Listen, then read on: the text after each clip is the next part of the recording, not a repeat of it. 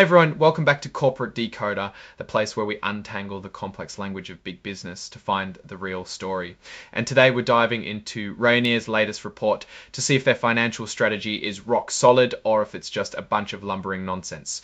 So here we are on August 15, 2025, and Rayonier's updating us on some pretty major financial developments. Think of this like a big company handshake with their banks to rearrange a huge loan. Specifically, they've signed a new deal called an amended and restated credit agreement, and it's a big one. This agreement is a mouthful, but it basically means they are updating and rewriting their existing loan contracts. Why is this important? Well, it's about how they borrow money, how much they can borrow, and the rules they have to follow. It affects how much flexibility they have to grow or handle tough times. This isn't pocket change, folks. This agreement is for a massive $800 million. That's enough cash to buy a small country or a whole lot of trees. This money is spread across different types of loans. They have a revolving credit facility or a credit line of $200 million. Think of this like a company credit card that they can use and pay back as needed. It also has special subparts for things like swing loans, which are short-term cash injections, and letters of credit, which are basically promises to pay if certain conditions are met. Then there are the term loans. Rayonier has loans that were taken out in 2015, 2016, and 2021. The 2015 loan is currently $200 million. The 2016 loan is also $200 million, and the 2016 loan is also $200 million. And the 2021 loan is another $200 million. These are more like traditional loans with set repayment schedules. Now here's a key detail about how these loans are structured. Different parts of Rayonier's business are guaranteeing each other's debts. This means if one part of the company can't pay a loan, the others have to step in. It's like a family promise to cover each other's bills. One of the biggest changes is that the maturity date for that revolving credit facility, that flexible credit line, has been pushed way out to August 15, 2030. That gives them a lot more breathing room. The older term loans, though, their maturity dates are staying the same. That means some of those older loans will still need to be paid back sooner. And here's a move that shows confidence. Rayonier can actually ask for another $100 million on top of their revolving credit facility. But there's a catch. They can only do this if their debt levels stay under a certain limit known as the leverage ratio. It's like saying we can borrow more, but only if we prove we can handle it financially. Now let's talk about interest rates. That can get complicated fast. In simple terms, the cost of borrowing this money is tied to something called SOFR, which is a benchmark interest rate. How much extra they pay on top of that rate, called the applicable margin, depends on their leverage ratio.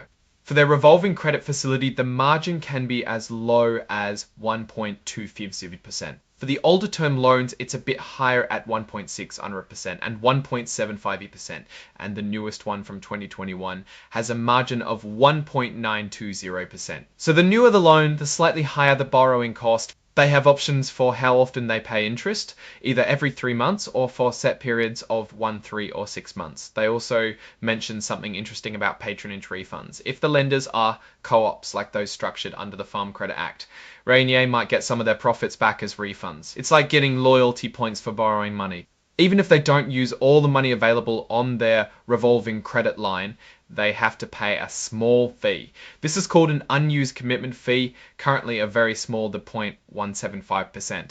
It's a small cost to keep the money available just in case. This agreement comes with rules called covenants. These are financial promises Rayonier must keep. They mainly focus on keeping their debt levels in check and making sure they can cover their interest payments. They also have rules about things like paying dividends, how they handle mergers, selling off assets, and even how they manage their timber and land. Like any big loan, there are also standard ways to default. If something goes wrong, like failing to pay back the loan or breaking those covenants, the lenders can demand their money back faster, and if the company goes bankrupt, all the money is due right away. It's also worth noting that some of the banks involved in this deal are also providing other financial services to Rayonier, like investment banking. This is pretty standard in big finance. It means these banks get paid for multiple services, which can create strong relationships. This section just confirms that the new loan agreement creates a direct financial obligation for Rayonier. In simpler terms, they are officially on the hook for this massive amount of money. And the actual full text of this massive credit agreement is filed as Exhibit 10 ORN. That's where all the nitty-gritty legal details are. Finally, we see the signatures. April Tice, who is Rayonier's Senior Vice President and Chief Financial Officer, has signed off on this deal, representing both Rayonier Inc. and Rayonier LP. This is the official stamp of approval. Now, let's look at what this all means for Rayonier. They've successfully renegotiated a huge chunk of their debt, pushing out the repayment date on a significant portion of their borrowing capacity. This is a positive sign, showing they're proactively managing their finances and likely believe they can meet the obligations.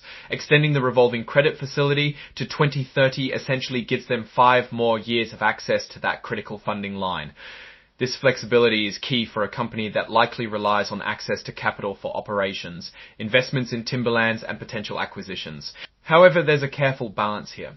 While they've secured this large credit facility, the terms are tied to their leverage ratio. This means if they take on too much debt, their borrowing costs could go up, or they might not be able to access the full credit lines. The covenants, the promises they've made about debt and interest coverage are critical. If Rayonier struggles to maintain these ratios, it could trigger defaults or force them into less favourable terms. They also have those older term loans with earlier maturity dates that aren't being extended, so they'll still need to manage those repayments strategically. The market for timber and land is cyclical, and Rayonier's financial health is directly tied to the demand for its products and the value of its extensive land holdings. This new credit agreement provides a solid financial backbone, but the real test will be how effectively they can use this financial flexibility to generate revenue and manage their expenses in a potentially volatile market. It seems like a strategic move to fortify their financial position, but keeping an eye on that leverage ratio and their ability to meet all those covenants will be crucial indicators of their future performance. What do you think about Rayonier's new credit agreement? Does it signal strength or potential risk? Let me know your thoughts in the comments below. If you found this breakdown helpful, please hit that like button and subscribe for more insights into the financial world. And don't forget to join our Discord community for even more discussions. Thanks for watching. Until next time.